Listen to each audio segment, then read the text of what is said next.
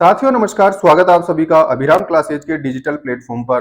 दोस्तों आज के इस वीडियो के माध्यम से अपन प्रारंभ करने वाले हैं डेली एमसीक्यू सीरीज, जिसमें प्रतिदिन महत्वपूर्ण प्रश्नों की एक श्रृंखला अपन लेंगे, जिसमें कुछ इंपॉर्टेंट क्वेश्चंस अपन देखेंगे, उनके सॉल्यूशन देखेंगे, जिसकी सहायता से 10 क्वेश्चन के साथ कम से कम 50 क्वेश्चन और आपके क्लियर यहाँ पे होने वाले हैं। तो दोस्तों ये जो वीडियोज रहेंगे इस सीरीज के, वो बहुत इंपॉर्टेंट रहेंगे। आगामी जो भी परीक्षाएं आ रही है, जैसे पशुधन निरीक्षक की एग्जाम है या और भी पशुपालन से संबंधित कोई भी एग्जाम हो, उन सभी अभ्यर्थियों के लिए ये क्लासेज बहुत ही इंपॉर्टेंट साबित होने वाली है। तो दोस्तों आज की क्लास अपन शुरू करते हैं, जिसमें अपन देखने वाले हैं वेटनरी एनाटॉमी के 10 इंपॉर्टेंट क्वेश्चंस। सबसे पहला क्वेश्चन है दोस्तों, एग्जाम में जो बार बार पूछे जाते हैं रिपीटेडली, उन्हीं क्वेश्चंस को इसमें शामिल किया गया है। पहला प्रश्न है अपना कि स्नायु का अध्ययन कहलाता है, यानी स्टडी ऑफ लीगामेंट्स। क्या पूछना चाह रहा है ये, स्टडी ऑफ लीगामेंट्स को क्या कहते हैं? तो देखिए दोस्तों, वेटनरी एनाटॉमी में सबसे पहला पॉइंट अपन यही पढ़ते हैं कि जो विभिन्न ब्रांचेज होती है एनाटॉमी की, उनके बारे में। यहाँ पे देखिए ये पूछ रहा है स्नायु का यानी लिगामेंट का, तो लिगामेंट की स्टडी क्या कहलाती है? पहला ऑप्शन यहाँ पे दे रखा है सिंडेस्मोलॉजी। क्या दे रखा है दोस्तों? सिंडेस्मोलॉजी। सिंडेस्मोलॉजी क्या होती है? ये होता है दोस्तों स्टडी ऑफ जॉइंट्स, जिसे अपन क्या बोलते हैं, आर्थ्रोलॉजी भी बोलते हैं। आर्थ्रोलॉजी या सिंडेस्मोलॉजी क्या कहलाती है दोस्तों? स्टडी ऑफ जॉइंट्स कहलाती है। अगला ऑप्शन अपने को यहाँ पे दे रखा है डेस्मोलॉजी। डेस्मोलॉजी क्या है दोस्तों? स्टडी ऑफ लिगामेंट्स है। स्टडी ऑफ लिगामेंट्स को अपन क्या कहते हैं? डेस्मोलॉजी। लिगामेंट्स को काटना क्या कहलाता है? डेस्मोटोमी कहलाता है। तो दोस्तों यहाँ पे हर एक वर्ड से क्वेश्चन बनता है, जो कि अपनी एग्जाम में आने का मादा रखता है। तो यहाँ पे हर एक शब्द पे विशेष ध्यान अपने को देना है, ताकि इससे संबंधित सभी प्रकार के क्वेश्चन अपने क्लियर हो जाए। विद्यार्थियों अभ्यर्थियों की ये डिमांड थी कि सर इस टाइप की एक सीरीज बनाइए, जिसमें डेली एमसीक्यू यानी मल्टीपल चॉइस क्वेश्चन हमको मिल सके, ताकि एग्जाम की तैयारी को और भी उम्दा किया जा सके। तो देखिए दोस्तों, पहला ऑप्शन अपन ने देखा डेस्मोलॉजी में, अपन ने देखा स्टडी ऑफ जॉइंट्स, जिसे अपन आर्थ्रोलॉजी बोलते हैं। डेस्मोलॉजी को क्या बोल दिया अपन ने? Study of ligaments. तो यहाँ से इसका राइट आंसर तो क्या हो जाएगा दोस्तों? डेस्मोलॉजी हो जाएगा। अगला ऑप्शन देखिए दोस्तों, डर्मेटोलॉजी। डर्मेटोलॉजी में क्या करते हैं अपन? Study of skin. त्वचा से संबंधित जो भी अध्ययन होते हैं वो किस ब्रांच में किए जाते हैं? डर्मेटोलॉजी में किए जाते हैं। आगे दोस्तों एस्थीसियोलॉजी। एस्थीसियोलॉजी जो होती है, इसमें क्या किया जाता है दोस्तों? ज्ञानेंद्रियों का अध्ययन। जो सिक ऑर्गन्स होते हैं, ज्ञानेंद्रियां, उनका अध्ययन किसमें किया जाता है? एस्थीसियोलॉजी में किया जाता है। तो इस प्रकार का एक क्वेश्चन अपने एग्जाम में सामान्यतः पूछ लिया जाता है। इसके अलावा और देखें दोस्तों, तो कुछ इंपॉर्टेंट टर्म होती है ओंकोलॉजी। ओंकोलॉजी क्या है? स्टडी ऑफ कैंसर है। इसमें कैंसर से संबंधित अध्ययन किए जाते हैं, उसे क्या बोल देंगे अपन? ओंकोलॉजी बोलते हैं। उसके अलावा और ले सकते हैं दोस्तों मायोलॉजी। मायोलॉजी में क्या करते हैं अपन? स्टडी ऑफ मसल्स करते हैं। स्टडी ऑफ मसल्स यानी मांसपेशियों का अध्ययन क्या कहलाता है? मायोलॉजी कहलाता है। इसके अलावा ले दोस्तों ओस्टियोलॉजी। ओस्टियोलॉजी में क्या करते हैं अपन? स्टडी ऑफ बोन्स करते हैं। ठीक है, बोन से रिलेटेड जो भी स्टडी है वो कहाँ की जाती है? ओस्टियोलॉजी में की जाती है। और भी ब्रांचेज ले सकते हैं, जैसे हिपेटोलॉजी अपन ले, जिसमें क्या करते हैं अपन? लीवर से रिलेटेड स्टडी की जाती है। ये इंपॉर्टेंट टर्म्स होती है कुछ। ओथेल्मोलॉजी में, ओथेल्मोलॉजी में क्या करेंगे? आंख से संबंधित अध्ययन किया जाएगा। ठीक है, आई रिलेटेड जो भी स्टडीज है वो कहाँ की जाती है? ऑप्थेल्मोलॉजी में की जाती है। उसके अलावा ले दोस्तों नेफ्रोलॉजी ले, जिसमें नेफ्रॉन यानी किडनी से रिलेटेड जो भी इश्यूज हैं वो कहाँ पढ़े जाएंगे? नेफ्रोलॉजी में किए जाते हैं। तो इस प्रकार बहुत सारी इंपॉर्टेंट ब्रांचेज होती है एनाटॉमी की। कुछ इंपॉर्टेंट ब्रांचेज अपन ने यहाँ पे देखी है, जिनसे अपने एग्जाम में क्वेश्चन पूछा जाता है। तो दोस्तों यहाँ से पहले प्रश्न का आंसर तो मैं क्या कर दूंगा? नंबर 2 हो जाएगा। अगला प्रश्न है दोस्तों, मृत अस्थि कोशिकाओं। क्या है? क्वेश्चन को पहले ध्यान से पढ़ना है। कोई भी एग्जाम का पेपर अपन दे रहे हैं, सबसे पहली चीज क्या है कि जो क्वेश्चन पूछना चाह रहा है उसकी भावनाओं को समझना है, फिर ऑप्शंस को देखना है कि वो एक्चुअल में किस टाइप का आंसर अपने से चाह रहा है। कई बार प्रश्न सेम होता है, ऑप्शन अलग होते हैं, उस हिसाब से आंसर चेंज हो जाते हैं। तो यहाँ पे देखिए पहला पॉइंट है मृत कोशिकाओं। कौन सी मृत कोशिकाएं हैं? अस्थि कोशिका यानी डेड बोन सेल्स की बात कर रहे हैं। का भक्षण करने वाली कोशिकाएं क्या कहलाती है? ये पूछना चाह रहे हैं। ठीक है, अब देखिए ऑप्शन दे रखे हैं दोस्तों, dust cell, osteoblast cell, osteoclast cell और हिपेटोसाइट्स। अब इनको एक एक को अपन देखें तो डस्ट सेल क्या होती है दोस्तों? किसमें पाई जाती है? ये लंग्स में पाई जाती है। लंग्स में पाई जाने वाली जो मैक्रोफेजेज हैं, लंग्स में पाई जाने वाली मैक्रोफेजेज सेल्स क्या कहलाती है? डस्ट सेल कहलाती है, जो कि कोई भी फॉरेन पार्टिकल अगर लंग्स में पहुंच रहा है तो उसका भक्षण करती है। तो लंग्स से रिलेटेड कौन सी सेल होती है? डस्ट सेल होती है। ठीक है, ओस्टियोब्लास्ट सेल की बात करें तो ये नवीन अस्थि कोशिकाओं का निर्माण करती है, न्यू बोन सेल्स। ठीक है, ब्लास्ट का मतलब क्या है? निर्माण से रिलेटेड है, यानी नई अस्थि कोशिकाओं का निर्माण करने वाली जो कोशिका होती है वो ओस्टियोब्लास्ट सेल होती है। ओस्टियोक्लास्ट सेल क्या है दोस्तों? क्लास्ट का मतलब है खत्म करने वाली, यानी जो डेड बोन सेल्स हैं, जो मृत अस्थि कोशिकाएं हैं, उनका भक्षण करने वाली जो कोशिकाएं होती है, जो मैक्रोफेजेज होती है, उनको क्या कहते हैं अपन, ओस्टियोक्लास्ट कहते हैं। तो यहाँ से इस क्वेश्चन का आंसर तो क्या हो जाएगा दोस्तों, ऑप्शन नंबर 3 हो जाएगा। ठीक है, बाकी ऑप्शंस में अपन नजर डालें। हिपेटोसाइट्स क्या है, हिपेटो किसके लिए काम में लेते हैं अपन, लीवर के लिए काम में लेते हैं। तो लीवर की जो कोशिकाएं होंगी उनको क्या कहेंगे दोस्तों, हिपेटोसाइट कहेंगे।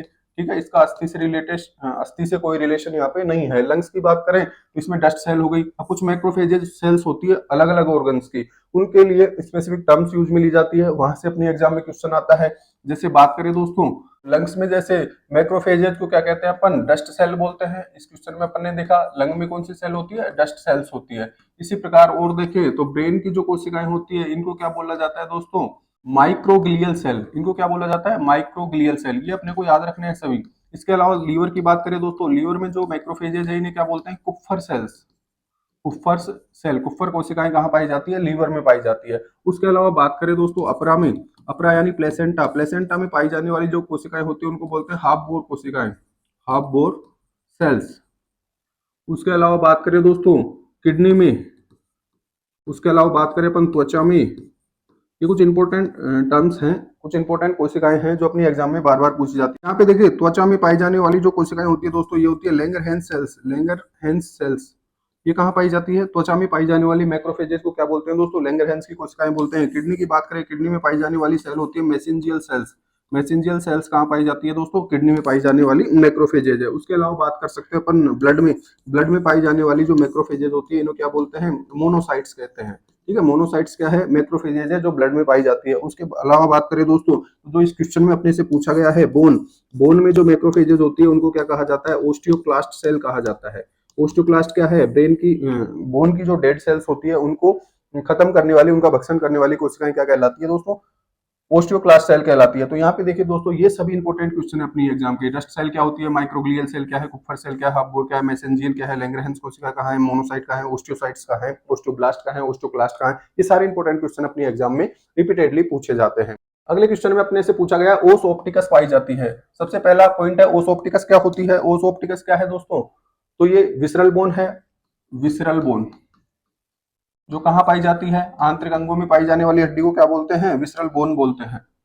आंतरिक हड्डी है। एनाटॉमी की क्लास में अपन ने देखा है कि आंतरिक हड्डियां कौन कौन सी होती है, कौन कौन से जानवरों में पाई जाती है। तो सबसे पहले देखिए दोस्तों ओस ऑप्टिकस की बात करें, ओस ऑप्टिकस, ओस ऑप्टिकस जो होती है दोस्तों मुर्गे में पाई जाती है। मुर्गे की जो पलक होती है, आंख की जो पलक है उसके अंदर हड्डी पाई जाती है, इसे क्या कहा जाता है, ओस ऑप्टिकस कहा जाता है। इसकी संख्या कितनी होती है दोस्तों, 2 होती है। उसके अलावा बात करें दोस्तों एक आती है ओस कॉर्डिस। ओस कॉर्डिस कहाँ पाई जाती है, गाय या बैल जो होते हैं उसके हर्ट में ये हड्डी पाई जाती है, जिसे क्या नाम दिया है, ओस कॉर्डिस। ठीक है, ये भी विसरल बोन का एक एग्जाम्पल होता है। इसके अलावा बात करें दोस्तों ओस फ्रेनिक, ओस फ्रेनिक कहाँ पाई जाती है, ऊंट के डायफ्राम में पाई जाती है। ठीक है, इसकी भी संख्या 1 होती है, डायफ्राम में पाई जा रही है, इसकी भी संख्या 1 होती है। उसके अलावा बात करें दोस्तों एक होती है ओस पेनिस, जो सभी लोग जानते हैं। ओस पेनिस किस में पाई जाती है, डॉग्स में पाई जाती है, डॉग्स के पेनिस में पाई जाती है। संख्या कितनी होती है, इसकी भी 1 होती है। उसके अलावा एक एग्जाम्पल आता है दोस्तों ओस रोस्ट्रेल का। ओस रोस्ट्रेल कहाँ पाई जाती है, सुअर के थूथन में पाई जाती है और इसकी भी संख्या कितनी होती है, 1 होती है। तो ये जो विसरल ऑर्गन्स है, विसरल बोन्स है, इन सभी के नाम अपने को पता होने चाहिए, कौन से जानवर में पाई जाती है ये पता होना चाहिए, और इनकी संख्या कितनी होती है ये अपने को पता होना चाहिए। यहाँ से रिपीटेडली अपने एग्जाम में क्वेश्चन पूछा जाता है। नेक्स्ट बात करें दोस्तों निम्न में से, तो यहाँ पे देखिए दोस्तों इसका राइट आंसर क्या हो जाएगा, ओस ऑप्टिकस पाई जाती है। गाय में गलत बात है, कुत्ते में गलत बात है, सुअर में गलत बात है, मुर्गे में पाई जाती है। इसकी संख्या भी पूछ सकता है, ये संख्या कितनी होती है ओस ऑप्टिकस की, 2 होती है। बाकी जो विसरल बोन है उनकी संख्या शरीर में 1 ही होती है। अगला क्वेश्चन यहाँ पे देखें, अगला प्रश्न है दोस्तों निम्न में से किसके शरीर में हड्डियों की संख्या सर्वाधिक है। क्या पूछना चाह रहा है ये अपने से, हड्डियों की संख्या पूछना चाह रहा है। अब देखिए दोस्तों हड्डियों की संख्याओं की बात करें तो गाय के शरीर में हड्डियों की संख्या कितनी होती है, 208 होती है।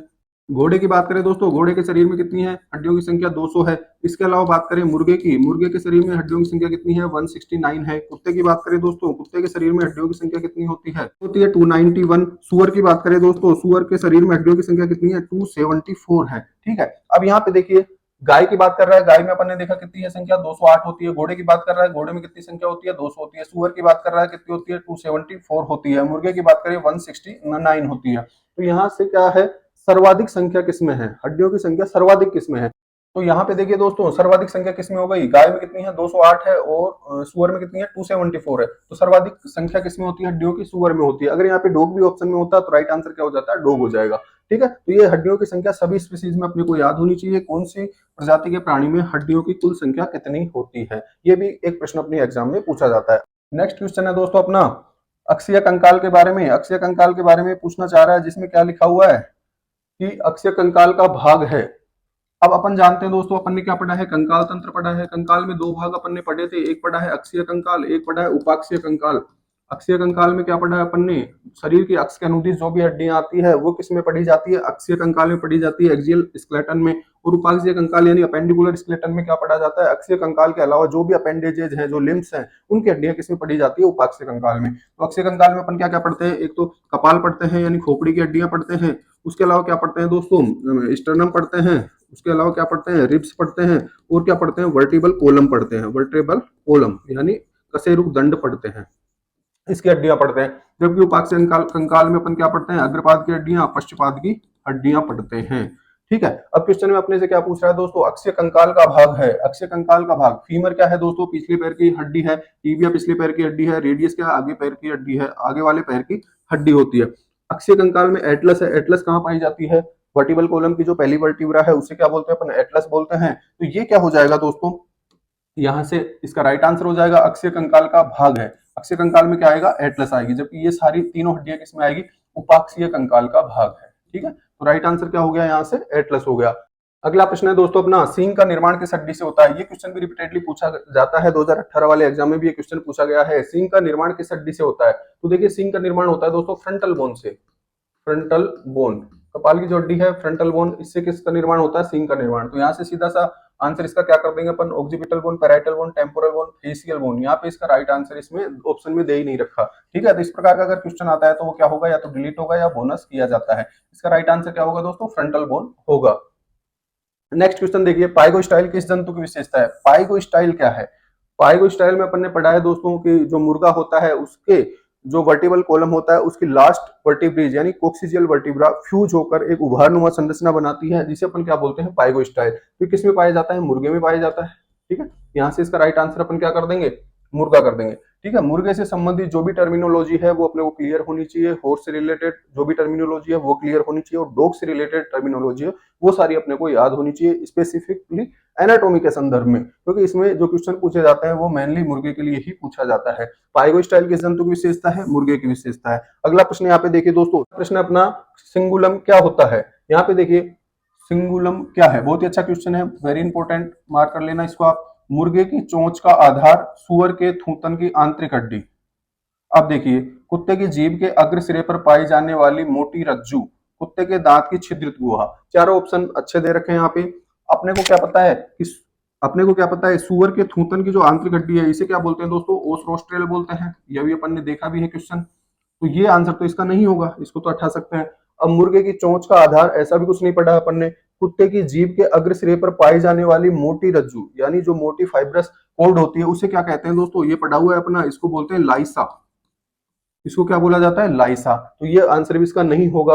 अब आ गया मुर्गे की चोंच का आधार और कुत्ते के दांत की छिद्रित गुहा। तो इस प्रकार का कोई संरचना स्पेसिफिकली अपन ने नहीं पढ़ी है। कुत्ते के दांत की जो छिद्रित गुहा है दोस्तों, इसको क्या बोलते हैं, सिंगुलम बोलते हैं। ये अपने को याद रखना है, ये बहुत ही अच्छा प्रश्न है, एग्जाम में रिपीटेडली पूछा जाता है। सिंगुलम क्या है, कुत्ते के दांत में जो छिद्रित गुहा होती है उसे सिंगुलम कहा जाता है। और कुत्ते की जीभ का अग्र सिरा जो होता है उस पर फाइब्रस कोड पाई जाती है, जिसे क्या बोलते हैं अपन, लाइसा बोलते हैं। तो दोनों चीजों का विशेष ध्यान रखना है, लाइसा क्या है, सिंगुलम क्या है। अगला प्रश्न देखें, एक्रोमियम प्रवर्ध किस जंतु की स्केपुला में एब्सेंट होता है। तो ये देखिए दोस्तों, अपन ने स्केपुला की संरचना पढ़ी थी इस तरीके से। ये स्केपुला की संरचना अपन ने पढ़ी है, जिसमें क्या पढ़ा था, बीच में एक प्रोसेस होता है, ठीक, और इसका एक उभार होता है। ये उभार क्या कहलाता है दोस्तों, एक्रोमियम प्रोसेस। एक्रोमियम प्रोसेस पढ़ा है अपन ने, पढ़ा है।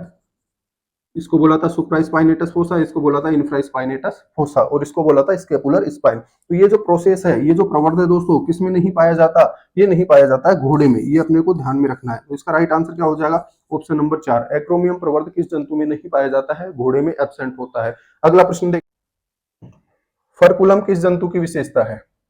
आज का लास्ट क्वेश्चन है दोस्तों, क्या राइट आंसर होगा इसका, आप बता सकते हैं। फरकुलम किस जंतु की विशेषता है, घोड़ा, कुत्ता, सुअर, मुर्गा।